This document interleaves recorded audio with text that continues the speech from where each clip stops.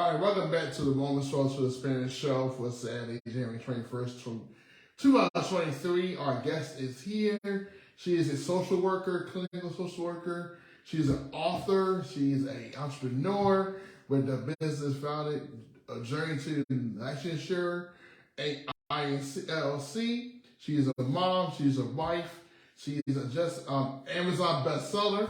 So let's welcome Miss Shara Ruffin. How are you today? I'm doing well. Thank you for inviting me. Yes, you're welcome. We finally connected. You know, it's been a long time. I've been following on LinkedIn for a long time. Your stories, things like that, because you post great content on there over the years. So I've been a fan from a distance, and I finally got an opportunity to interview you, hear about your story, how you got to where you are today. So how has your week been? Your week? Busy, busy, but good. I can't complain. That's good. How has the New Year so far? Your New Year? Good. It started off hitting the floor running. Everybody's trying to get licensed, so it's been extremely busy. So that's the best way between being a mom and being an entrepreneur. It's a balancing act, but I do it. Right. We'll get into that more about the license and how you got to that point. So, who was Shara Ruffin growing up? Shara was very probably studious. I always loved books. Was more of an introvert growing up, believe it or not. So yeah, I always loved learning. That's still very much relevant since I was in school forever. But yeah, I'm the oldest of 5 kids.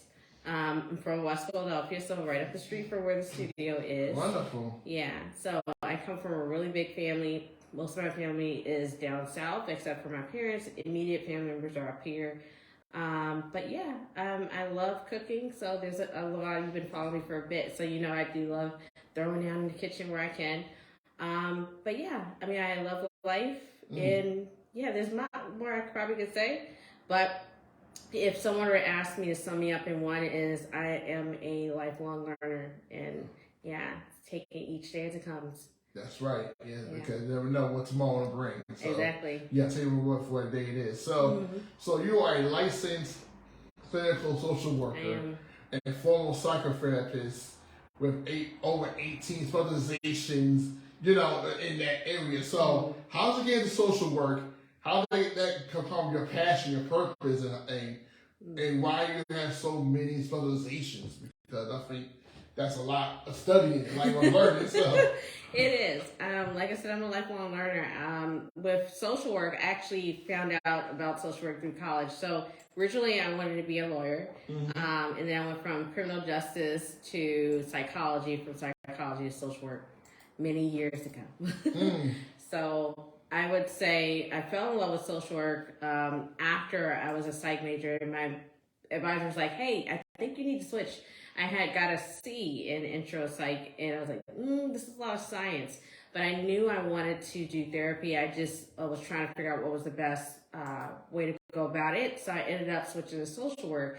Initially barked at social work because I was told, social work is just take away kids, and definitely not the case. Once I switched over to being a social work major, I was able to dabble in the field of mental health, and I eventually I had many roles in my career, being a medical case manager, being a psychotherapist, which is what I always wanted to do, but it took me a while, even after my master's at Howard, to get to that point of being able to transfer to being a therapist, because usually, at least years back when I first started out, you needed therapy experience, you needed licensing to become one, and at the time when I started out grad school, I didn't have that. So I had to work up to being able to find a therapist job, and I fell in love with really trying to understand mindset and behavior. Yes. Yeah, so I mean, frankly, being a therapist has really allowed me to understand myself, as well as when you're a therapist, you get to know things that people don't really tell their loved ones, or even the person that they sleep next to every night. So being able to really understand emotional pain, being able to help people that probably normally wouldn't be able to receive the help, where I worked. I worked at an outpatient facility for many years, working with different patients. The youngest I've ever had was 18. The oldest I've ever had was 98 years old. So that's many experiences over 20 years now.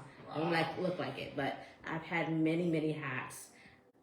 So probably all the specializations you've probably seen is 22 of them actually. Oh, 22, okay.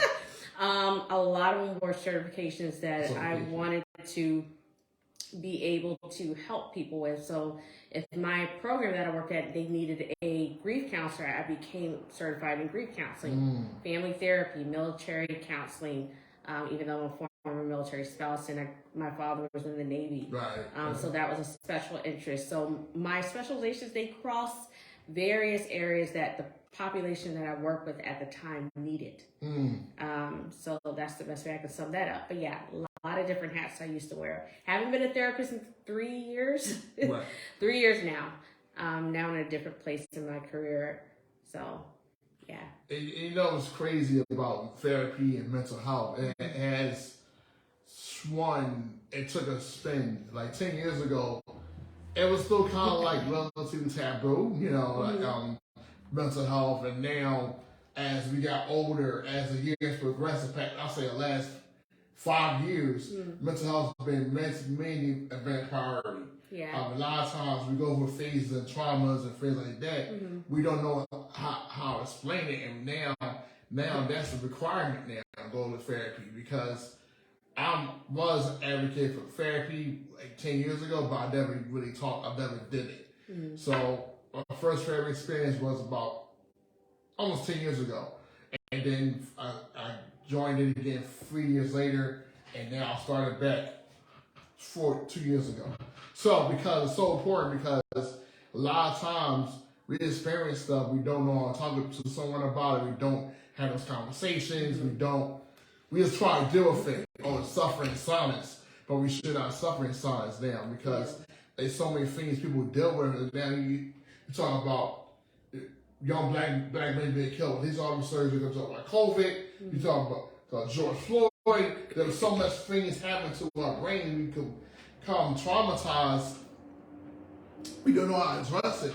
So now therapy is so essential to our lives now. It's like kind of like part of like a stable, you know what I mean? Because it's so important to get help. And now it's so many parents that are scared to get their children tested. You know, maybe IEPs or anything. They scared. I was an IEP kid growing up. So it's so important that you were the first ones that promoted it out there in LinkedIn, you know, promote therapy, mental health, and through your experiences and life experiences.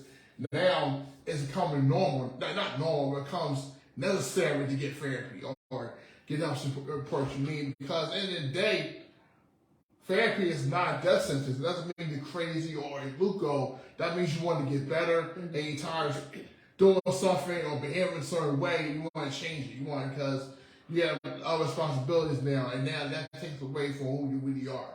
So I want to thank you for that, because it's so powerful. It's needed. You know, as someone that safe space, you realize things about people that you don't know, but it's so gratifying to know that therapy is becoming very necessary now in our culture. So I want to thank you for that, being one of those people that are doing that.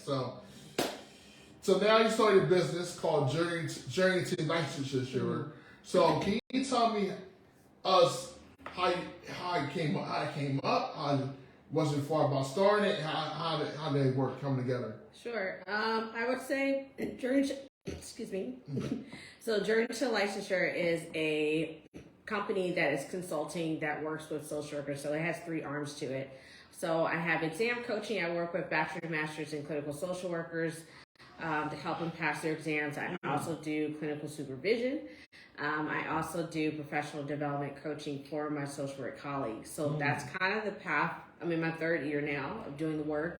And I just added those 2 services because they're necessary, and because of my combined experience. So what I will say, because we met on LinkedIn about 3 years ago, my journey kind of goes further back than the business. When I started on LinkedIn, that was 5 years ago. And I was a burned out social worker just working in the field. I started talking more about mental health because I posted a military story of being a former wife, losing my daughter, and then having a medically compromised child, my son Jaden. He was born with a kidney abnormality. I started talking about stories on LinkedIn, mostly mental health related. Right. Mm-hmm. And because people will look at therapists as, hey, you guys have all the answers, when we don't. A lot of times, a lot of my colleagues will come into the field because they haven't a personal experience with it.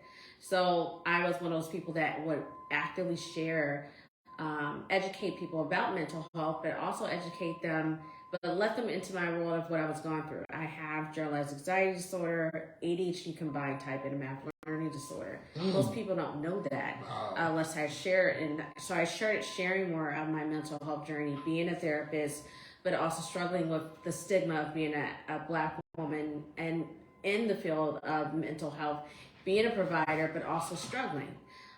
Because people will look at us like, well, you have all the answers, but we don't. So really, having my own life experiences during that time, I had a lot happen between the beginning of the pandemic up to this point. So during the pandemic, I had lost my job about a week before the pandemic started in Philly. I had a contract job. 4 months prior to that, I had missed my clinical licensing exam by 2 points. And I remember talking about that on LinkedIn when this exam that took me 10 years to get to, it only takes 2 years, but it took me 10 because of life happening. I was pretty devastated because of the amount of work, the amount of hours I had to put in to even get to that point. And when I didn't pass, I really went into a deep depression. So I had 3 kids now at home, wasn't working, was scared to work, had lost my job, didn't pass my exam, and was sharing all of that in real time on LinkedIn. And people looking at my profile were like, they see all these credentials or whatever, but behind that shiny profile, I was telling people like, hey, I'm struggling. I'm depressed. I had to apply for public assistance because I was really, like, my bank account was just shriveling up. So from the time that I didn't pass, November 2019, to losing my job a week before the pandemic, to having a medical crisis, because from March up until August, I was pretty devastated. My career was at a standstill. I had 3 kids at home that were all homeschooled at the same time. My partner at the time was working outside of the home. Everything's up in the air. I can't retest because my board, everything was just stopped. And I think everybody felt that frustration when everything was just on a pause. So I would constantly have headaches, to the point I would take 6 to 8 Excedrin migraines every day. They were really bad, but I didn't have insurance, so I couldn't go to the doctor, and I didn't have the money to pay for services. So it took a while for me to come out of that dark space.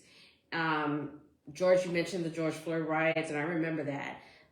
That summer where the pandemic was, it was our first summer going into the pandemic at its height. People were dying. You're constantly getting negative media. You don't know what is going on. Like, oh my God, it's like, is this the end? And I was really struggling. I would write down prayers every single day to try to, figure out, God, if you just get me out of this mindset, I'm sabotaged by it. I'm feeling really stuck. I don't know what else to do. I don't know. I don't have a fight in me. August comes around, and I decided to apply for medical assistance as well as food assistance, and I started to find my way back. I started hitting the grind in terms of trying to get back to studying for my exam. Right. I was sharing that actively on LinkedIn, and people were following that. And I did pass my exam November 6th, 2020, and that was probably the beginning of that birth of that journey. Right. What I found is that so many people struggle just like me. So me sharing my 10-year journey, what it took to get this license done, going through a horrible marriage, having my ex-husband had a baby during a marriage, which I found out after, going through really bad postpartum depression, almost giving up Jaden for adoption because of the depression. Wait, this is all during the pandemic? No, so this is a story that propelled my six-figure business. Okay. So the story that I'm telling you, that 10-year journey of what it took for me to get licensed, gotcha, so that postpartum depression, all of that pretty much is the story that I would tell my social workers to not give up, but it ended up birthing a business that took on a mind of its own. And that's kind of what happened on LinkedIn, because once I passed my exam, I started sharing. I remember the post, I hit maybe over 100,000 impressions. And I was trying to figure out what are people responding to. I passed my exam, like, yay, maybe I'll go into private practice. That was November 6th, 2020. January comes around, Clubhouse hits is a big thing. So I get on Clubhouse. I was invited by a mentor. She said, hey, I need you to get on Clubhouse and tell this story. I end up finding these social workers, and they had a very huge group, maybe 30K deep. And I said, hey, I just passed my exam. This is the story of what I did to pass. And they said, hey, well, can you come in and teach students how to pass the exam, or social workers that have been in the field? I said, sure, I'm not doing anything. So for 6 months, I got on Clubhouse every Monday. And I still do the group every Monday, telling the story of what it took for me to get licensed. I had no idea that me posting on LinkedIn that it took me 10 years to pass an exam would turn into what it did. It went from very fast. In my first year of business, I helped over 250 social workers pass their exams through individual and group coaching. But I was a first-time entrepreneur, so I was busting my butt trying to get people licensed. Fiscally, it was about 125K in sales. Wonderful.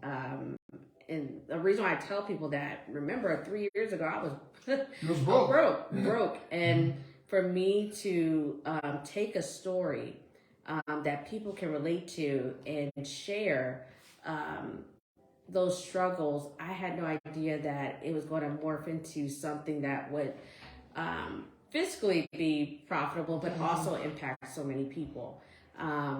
So I just closed out my second year, and I made 150K in sales. Now, what I tell people when they're going to business is never go in there trying to sell somebody. It's about building relationships with people. And the community that I have, because I spend so much time with them, I can speak to their pain points. I know the journey, being a clinical social worker, but also being a former therapist, but also knowing it's to fail. People relate to that. And it's not like I'm just like, I'm trying to sell people or anything. Like, people get to see and feel the impact. When social workers pass, especially Black social workers, not many of us, the licensing is a firestorm right now, because our board says there are 3 groups of people that don't pass. Black people, people that don't speak English as their first language, and we have people that have been out of school a long time. Those three groups of people in 10 years, they did that research, came out in August, and it was nothing new. I was also part of that 10-year statistic, because that 10-year study that they did happened around the time from the time I graduated from Howard University up until the time that I passed my clinical boards. And the people that I've helped have been a part of that statistics and being able to blow through that statistic. So really setting myself apart in that coaching space, really, I think, was the story, and my willingness to help to hold space for people when they feel like they're failing. So I'm going to give you, kind of for the viewers, the impact of what I'm talking about. So I had a lady named Shannon Schreiber, May 2021. She reached out to me through Facebook. I'll never forget it. She reached out, said, hey, Shara, I think you can help me. And I'm like, okay. So we did a meeting. A guy picks up the phone, and I'm confused, because the guy, it says, hey, I'm her interpreter. I was like, oh, she's deaf? I had no idea. And I'm thinking, I can't help this lady. I don't know American Sign Language. She's like, no, Shara, I think you can help me. So we worked together through an interpreter on Zoom for about 6 weeks. Right. And she passed her clinical boards. The interesting part of that story was what I found out after. I found out that not only is she deaf, but she has 2 small boys, became a widow during the pandemic because her husband had passed away from cancer. And if she didn't pass her boards, then her job would probably let her go. I had no idea the pressures that this mother that she had, or even losing her husband.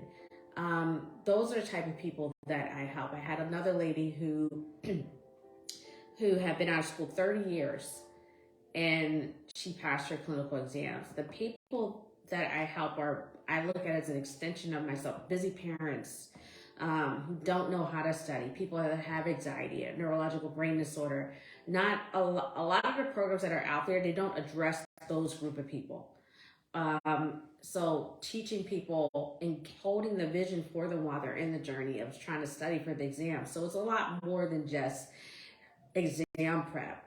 For a lot of these folks that are often gatekeep from the very thing they need to move on in their career, to provide to their families, it's a powerful thing to watch somebody go from, I can't do this, I have all these loans, all these degrees, to I can do this, I've done it.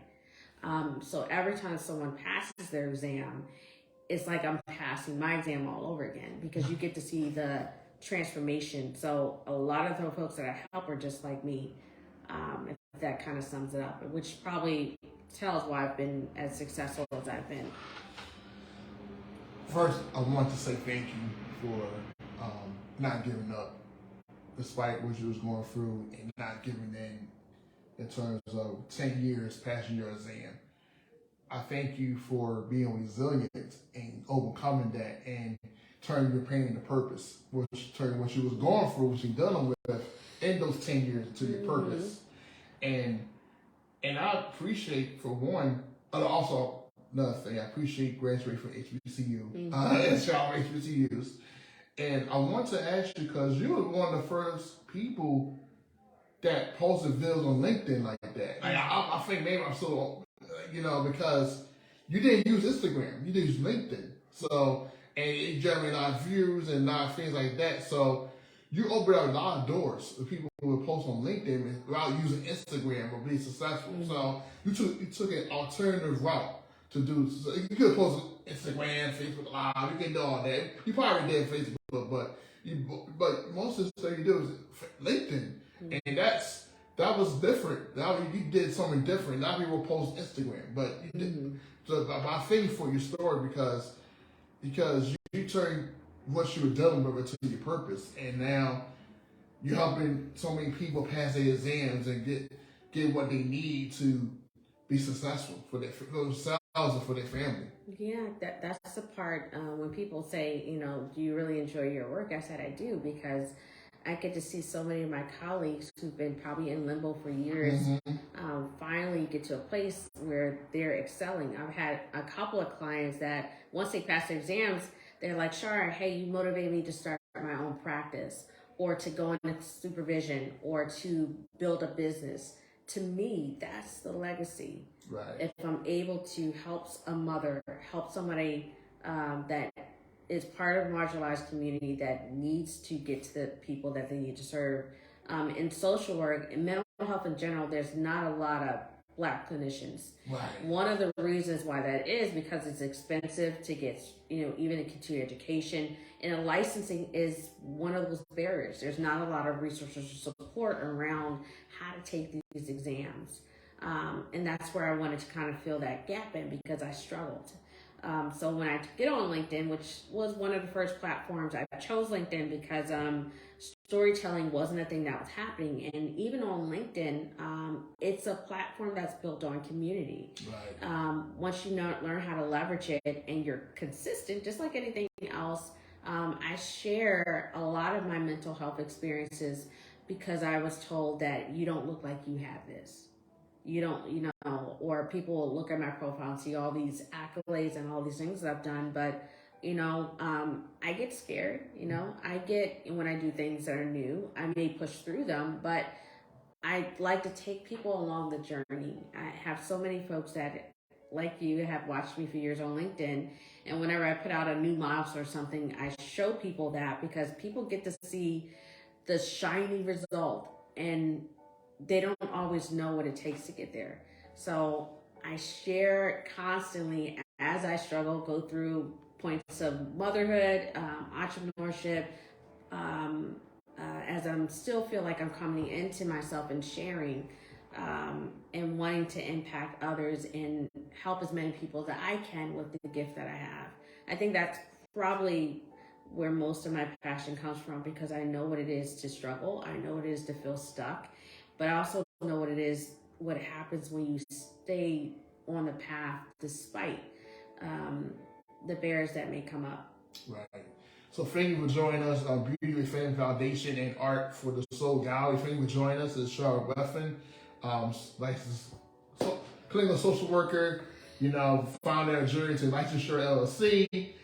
Just having conscious about her journey and how she got through those things, accomplished her goals in the midst of the pandemic, in the midst of a 10-year barrier from almost passing about 2 points, now passing and impacting so many lives. So you say you struggle with generalized anxiety disorder. Can you tell me what is that? What is that in detail? So generalized anxiety disorder is an anxiety disorder. It's usually at 6 months in duration in terms of symptoms. It's someone the classic symptoms is someone that's a worrier of a lot of different things, but it's to a point where it's impairing their ability to function normally daily. So for me, I was diagnosed when I was 21 years old. Did I know the impact of what that disorder would be like? No, not necessarily. I was like, I'm getting tested for this math. I'm trying to get out of the math class. That's why I was being tested. Right. And I couldn't pass the math class. And I was like, I need to go get tested. And they found at the time, because I was a first-gen college student, I was experiencing an environment that I was trying to push myself through. And at the time, I had a lot of anxiety regarding my academic performance. Even if I was doing well, but a lot of my academic achievements at times were driven by that anxiety of, oh my God, am I going to fail out of school? I did come out of there, graduated top of my class, but the undercurrent of that anxiety was debilitating at times. I mean, I went from going to West Philadelphia High School to a predominantly white college in the middle of nowhere. When I say nowhere, the Walmart is like the coolest thing ever, and there's Amish people. My mother was like, is that Millersville? Lock Haven. Okay. So I loved it though. 4.5 years I did. I loved it. And then going from Lock Haven to Howard University was a big jump. Yes. So big shift. big shift, but I love both experiences. Wow. Okay. Yes, and so now also you are a 5-time best-seller author of 90 Days of Prayer, a journal for social workers. So how did that book come about? Wow. So I don't even know where to start with that one. So with the books, both journals, one of them, 90 Days of Prayer, which was the first one that was released, that's the 5-time Amazon bestseller. It became a 5-time Amazon bestseller within a week. Of me launching it. How did that happen? You became 5-time bestseller in a week. How did that happen? It's about a week. I think about a week and a half. God, but I know God for how did I would probably have to say, I tell people you want to build your community before you need it. Gotcha. So the pouring in, the constantly going on Clubhouse, the trying to support my community, and I did it consistently. I had an old journal during the pandemic. Remember, I told you I would write down prayers. Right. So I would write down prayers every day, and I would give myself homework assignments, a reflection piece, a prayer request. And I talked to a friend of mine. I was like, you got all this content on the internet. It's just living there. Why don't you turn it into a book? I was like, oh my God, it's going to take a lot.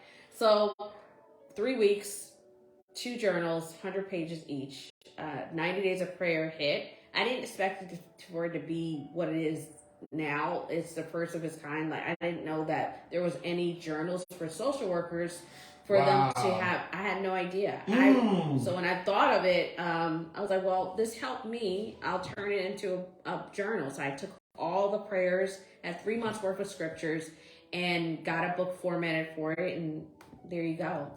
next one that came out was 3 months later. It's 90 Days of Inspiration.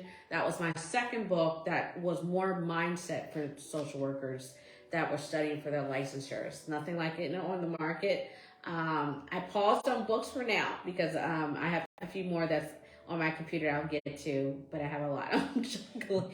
But yeah, they were the Amazon bestseller. I didn't expect. I just was trying to figure out how can I give my community something tangible that they can use.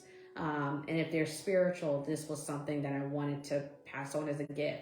What I did not know is that it would become what it was. Right. Amen. Amen. So that's why I asked you to do it's Cafe in March. But now I understand you're busy. But we have found a new the year, so I hope I can get you one because that story is to be told. And also I want to say that you it says you're a mental health advocate, and I'm on that path now. So I kind of mental health advocate. I promote mental health for young people, and for myself that I didn't get when I was younger, and I think mental health is so important, and I think you're the reason that your stories you tell and your vulnerability, your transparency, that's what people want. People want your build a community and build that story. What's behind the mask, what's behind this person, and what they do on a regular basis. So, and I'm a warrior too, but I'm trying to get through that. I'm trying to be more positive, optimistic about certain things because it doesn't impair on work, but I just get nervous in moments, so. We all do. Yeah, so I'm definitely trying to learn how to get through that. And I think I gotta get you out of this cafe. I gotta get you one of those. So like I said, what is next for you? Well, I just dropped a podcast. So I am a podcaster. Okay. So that was probably the biggest milestone that I wanted to get done this year was I wanted to launch a podcast, but believe it or not, I was scared to do it. So as many places that people see me, they're like, what? You still get scared of doing things? Yeah, all the time. But I try to acknowledge the fear and just do it. So I launched the podcast. There's 3 episodes so far. So if you guys ever go to my link tree, it's in my Facebook. Every platform that I'm on, YouTube, Twitter, Facebook business page, my Facebook personal page, TikTok, Twitter, of course, I'm on Clubhouse, and now the podcast space. So I will be dropping those promos for those episodes. Very excited, but I'm scared. But I'm doing it anyway. So yeah, the podcast was something that I dropped 2 days ago. Oh, what's called? It's just Journey to Licensure, so people can find it. Gotcha. But yeah, I'm very excited about it. So that's what's next. TED Talk, I hope I'll keep my fingers crossed. That is something I always wanted to do. So I am working every couple months to get things done. But for right now, getting the podcast up and running and pouring into my colleagues as much as I can. Yeah, speaking of pouring in, you do a lot and you accomplish so much in your life. What does Shara do for self-care? Everyone asks me that question because they're like, oh my God, you do all these things. I don't know how you do all of them. I get in bed, I don't get up. So I have 3 kids at home and a fiance. I'm not married just yet. So I'll hang out with them. I love gaming. So I love my Nintendo Switch. I'll play my little boy will have game time. He'll be playing his Roblox right now. He's doing his Pokemon thing. He'll be playing his game on his console and I'll be on my Switch. So I do that to try to disconnect. Sometimes I'll catch a movie. But I do work a lot. I mean, for what I'm doing, it's my purpose, but at the same time, I do have to disconnect from it. So when I'm not working, I like to go to it's restaurant week. So I plan on going to restaurant week tonight, and hanging out with my family and just really just enjoying the moments. Next month will be my brother's death anniversary. So my brother Samir, he passed away about we're on 64. So right around 50, 56 in race. Which is about 6 blocks away from my house. He was shot and killed February 17th of last year. So that's coming up. So really just focusing on making sure that I am taking care of myself, and making sure that I hold my family close because we still feel his loss. It wasn't that long ago. Right. So gun violence is very prevalent. You know that here. Yes. So for it to hit home like it did, it still hurts. But nonetheless, self-care, eating. I do have ADHD, so I will forget to eat, make sure I drink enough water, taking my vitamins. I'm prone to migraines, which I ended up in the hospital for a week ago because they're that debilitating that I have to take medicine for. But yeah, I just try to do meditation, and sometimes I'm in the bed. I may be on LinkedIn, on my phone, whatever, but I'm in the bed. I'm not moving. Like a good day for me is just not doing anything because I do a lot. Pouring to other people, my colleagues, my family, my children. It's a lot. But the one thing that will never change is time. Right. Time is very valuable. I'm learning that more now than anything. So making sure that I take time out for me to just pause, enjoy the wins along the way. That's something I don't do very often. I'm like, okay, I did this or I launched this. Cool. What's the next thing? What's the next thing? What's the next thing? And when I found that when I don't stop, I don't take the time to enjoy those moments. Right. So I've gotten a lot better at doing that. Yeah. So self-care is just pausing, being present. I think more than anything at this point where I am. Okay. What advice would you give to the younger Shara Ruffin? Wow, so many things I would tell her. But the one would probably be stay true to the path and don't worry so much. Yeah, that's what I would say. I was constantly a worrier, which explains the anxiety piece because I always wanted to do better, be more. But it also brought on a lot of unnecessary pressure. With being the oldest child, always wanting to set the example. But that also on the other side increased stress and anxiety levels, which were most of them self-inflicting. So, yeah. So, where people can find more information about you, your businesses, your book, and all that stuff. So they can find me on several different platforms. The only platform I'm not on is Instagram. Instagram thinks I'm still some type of hacker. My account was hacked last spring, so I had to make a whole new account. Instagram, I just kind of let go. So, but I'm on every other platform you can think of that's out there. But yeah, you can find me on Facebook, Twitter, YouTube, LinkedIn, TikTok, which is one of my favorites. It's, Twitter, Clubhouse, and now I have my podcast. So I think I've covered all my bases, but if you plug in my name in Google or during your licensure, you'll see all the links that pop up. And if you go to any one of my pages, you'll see the link tree. You just click on it. All of my social media links are there. So yeah. Yes, Shara Ruffin, thank you so much for being the guest on the Woman's Talk to Expand show. Thank you for sharing your story. Thank you for being vulnerable and being honest about who you are and what you came from. Your story has impacted so many people throughout the years, and you turned your pain into purpose. We thank you for your time. We thank you for just being who you are, and thank you for being a problem solver, a game changer, and a leader, for people interested in social work and also a mental health advocate. So thank you for your time. Thank you for your journey. Thank you for those who are watching. Thank you for just watching and share this video. Be inspired. Go on Shara, Facebook, Shara Ruffin, and find out more about her. Support her book. And she's also a 5-time Amazon bestseller. So if you need those, if you know anyone that's social work, have them get the Shara Ruffin. So thank you so much for joining us. Enjoy the rest of your Saturday. Be safe and continue to be great. Thank you. Thank you, guys.